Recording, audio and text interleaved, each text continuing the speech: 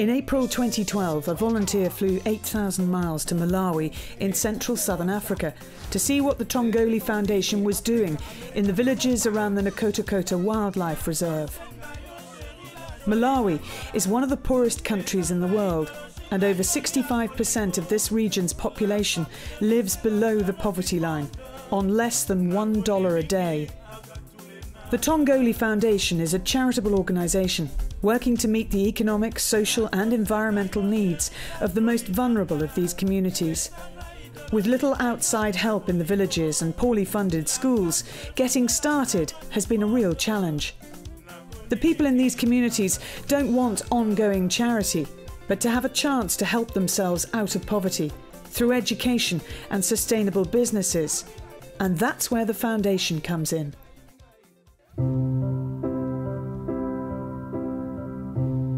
In a village on the outskirts of the reserve, the Kaluzi family are up and the children all ready for school. In rural areas, Malawian children get up very early. Before they can go to school, they have to assist their parents and families in tending the fields. Free primary school education is provided by the government for all children. Over the last 20 years, the number of children attending school has doubled to over 3 million, putting even more strain on an already overstretched education budget. After their early morning start, the children have to walk to school, which for some may take up to 2 hours.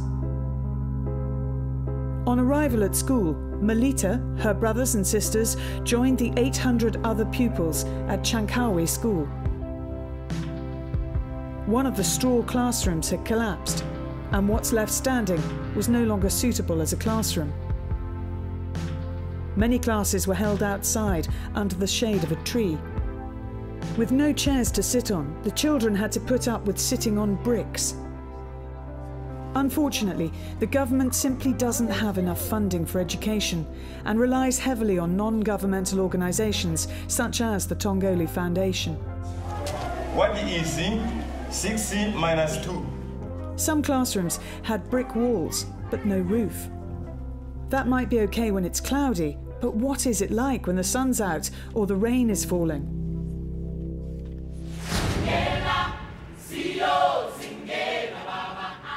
A 20-minute drive took the volunteer to Mwala wa Tongole Primary School. It was tidy up day, when all the children helped sweep the classrooms to keep back the grass from overgrowing the school. School uniforms, exercise books and pens are not provided by the government and have to be bought by parents.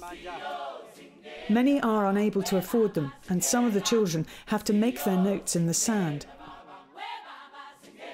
This is the teachers' accommodation and staff room.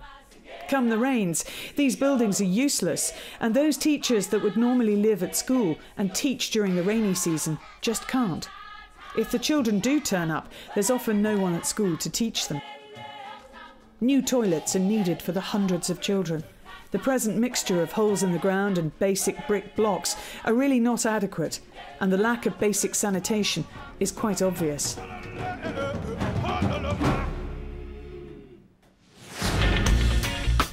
The third and final school that was visited was Wasi Primary School, on the southwest borders of the Wildlife Reserve. The road to the school, if you can call it a road, wound its way through fields and small farms where most of the children lived. At first glance, the brick classrooms looked in good condition, but on further inspection, it was obvious that they hadn't been finished. The school had run out of money some years ago and construction had stopped.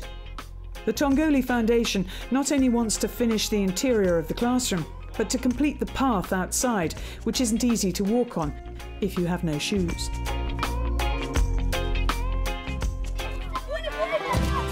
Football, even plastic bag football, is a favourite for all Malawian boys.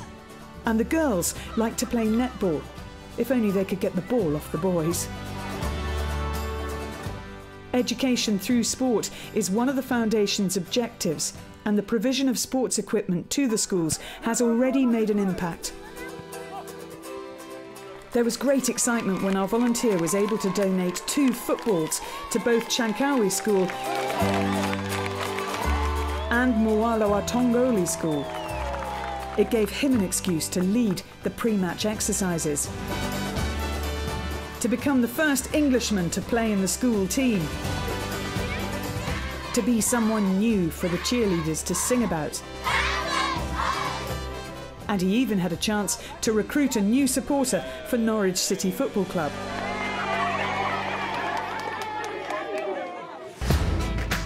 As well as education, the Tongole Foundation is committed to facilitating sustainable businesses within the villages surrounding the Nakota Wildlife Reserve. This commitment is already making a difference. New jobs are being created, trades are being taught, and the effect on the communities are now being felt.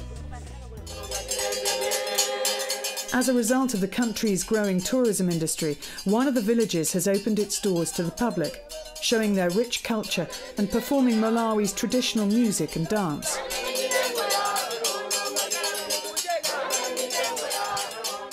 The additional income that this new business has brought has enabled some of the villagers to move out of the old traditional huts into newer, more waterproof houses. One member of the Eco-Tourism Club was keen to show off his new home, along with its sealed roof and a new lighting system consisting of 3 AA batteries connected to a single LED. William and Christina Kasangu are 2 farmers producing honey. Their beehives bring a welcome income for the couple and their family. But there's a problem. They haven't enough hives, and there are only 2 bee suits to be shared amongst several villages. Unsuitable gloves, and with bee suits falling apart, they do their best with what they've got. Without a proper smoker, they use a saucepan and some smouldering leaves, not really giving enough smoke to subdue those bees.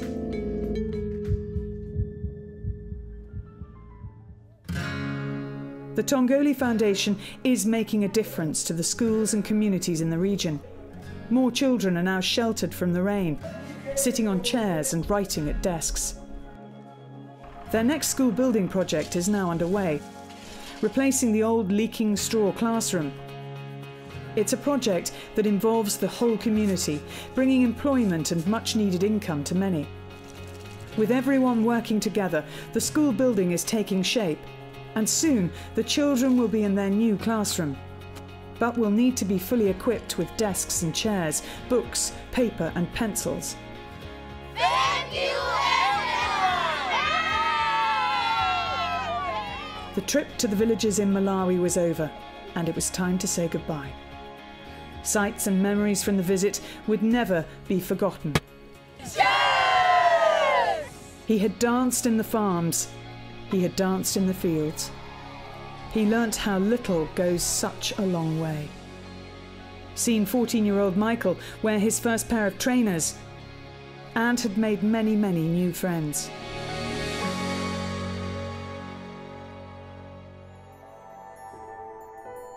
The Tongole Foundation is committed to supporting the communities surrounding the Nakota Wildlife Reserve.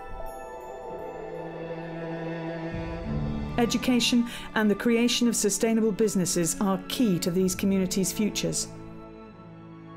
Just £26 will pay for a new beehive, and £20 for a bee suit. A metal roofing sheet costs £15, and 100 bricks cost just £2. With your help, we can keep the rain out of the classrooms, build paths that last, and help provide what's needed to give these children the education they deserve. Just £30 will get this boy off the brick and onto a chair. You don't have to give much to make all the difference. And this boy will thank you forever. In a world where there is so much need, it's hard to know how we can make a difference. Working with the Tongole Foundation, you might not be able to change the world, but you will change lives.